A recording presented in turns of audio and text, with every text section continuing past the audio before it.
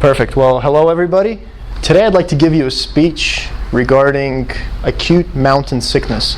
Why is this relevant to you? Because this Saturday is our, the 14er climb on Mount Bierstadt. So this will be really relevant because you're going from 5,000 feet to 14,000 feet. That's quite a big difference. And I'd like to share some experiences that I've had with this and also how to mitigate these effects if you do come up on them when you're at the mountain. Acute mountain sickness, known as AMS. So what is it? What happens? Well, our bodies are used to either sea level or a little bit above sea level where we live at 5,000 feet. They acclimate, right? But the acclimation doesn't take a couple of hours. It takes days to acclimate. So what happens is, sea level, we have atmospheric pressure. There's 21% of concentration of oxygen at sea level, right? Same here.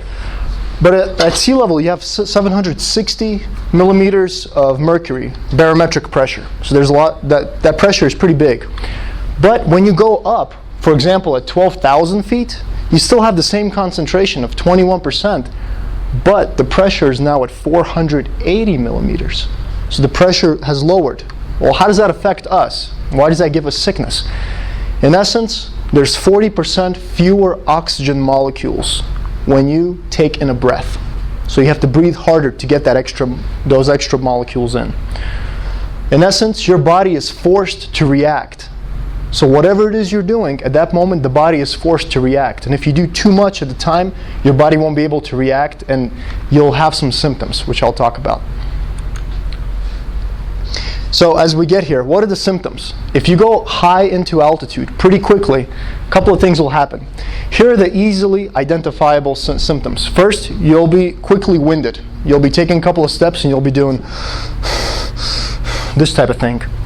Second, after a couple of hours, you won't see this right away, but after a couple of hours, if you have a pounding headache that feels like a migraine headache and you have nausea maybe, that was probably because your body did not acclimate to the altitude.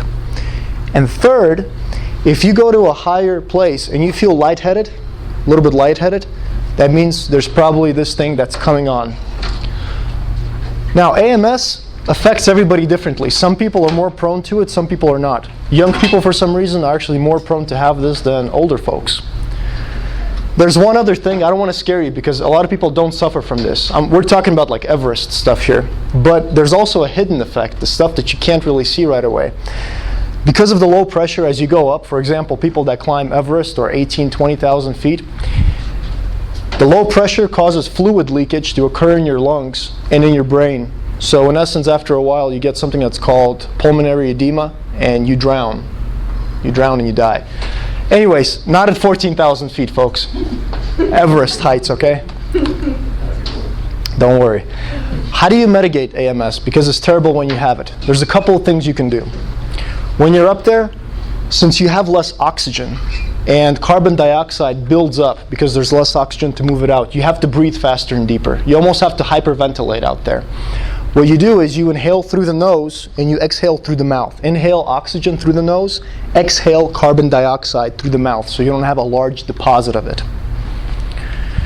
Second, don't make sudden bursts up the mountain, okay? Some people just mess around, it's like, it's 12,000 feet. Guanella Pass is at about 11,600 feet, the trailhead where you will start your ascent.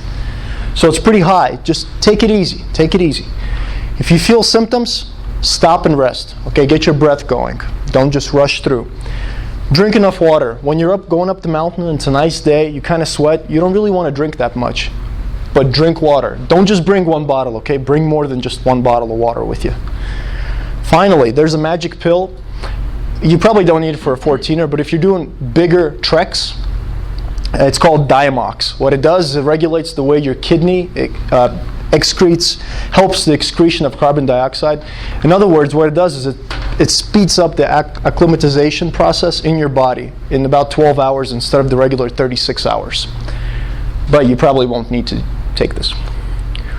So I'll talk about my experience with this, right? I went to Bierstadt. This was 2 years ago. I went with my cousin, 14,000 feet. I got to the trailhead, Guanella Pass. I felt lightheaded because I'm going from 5,000 all the way to 11,600. at the trailhead. So I felt lightheaded, but I was okay still. The climb was relatively good. You know, I climbed pretty well with my cousin up until 13,000 feet. I noticed that I was a little bit more fatigued, but I could still go up. At 13,500 feet, it was taking 20 steps and then doing this. It just took the wind out of you. So I made it. I ran out of gas at 13,800 feet. I couldn't quite make it to the top. There was one little thing, pile of rocks, I couldn't make it to. And I was okay with descending, but once I got down, the migraine headaches started badly. And I pretty much had to go to sleep. That was the only thing I could do. I couldn't eat that entire day. I had to restore and recover the whole day until the next day to get those things to go away. My mistake, I realized this today. I think this was my mistake. I do something that's called nasal breathing when I run. It helps you by oxygenating your blood. Instead of breathing through your mouth, I use my nose to breathe most of the times. A lot of us use mouth. Now, it's probably not recommended here because what I did was I breathed through my nose and I never let the carbon dioxide go out. So a lot of the carbon dioxide waste was stuck and storing up in my body. That probably contributed to it. My cousin, he was okay because he breathed differently than I did. He actually breathed in through his nose, out through his mouth pretty well. So he didn't have such effects afterwards. And okay, with the ending of this personal story and a little bit about AMS, I'll be happy to take some of your questions here before we leave for the 14er on Saturday. Bill? Is there a specific type person who has more trouble than the other, or has anybody ever looked at that? Certain types of people, or body types, maybe health problems or things about their health?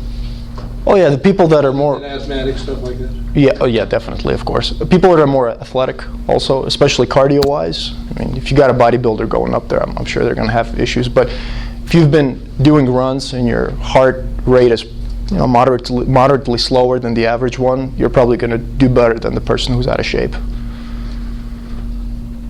Nikhil? Can you go to slide number 2? Yeah. Is that it? So that picture, that's how I'm in the office. Does that mean I have acute mountain syndrome? No, just asking. No, that wasn't my question. So,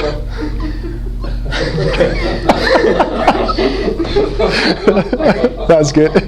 So, what are the steps we can take before actually hitting the mountain or before going there that we can take? This is a good question. So how do you prevent it, right? Next time I'll go there, the next time I go up to the top, what I'll do is you have to acclimatize. So what happens is you have to go to a height that's not quite so severe. Maybe at the trailhead you'll see, when you go there, you'll see people that are camping there. What you do is you go there overnight and you camp. Let your body get used to the altitude. And then next morning, early in the morning, you climb. That's the best case scenario. You go there, you camp there. Or even in Georgetown, you rent a hotel there at high altitudes. That's the best way to do it. Any more questions?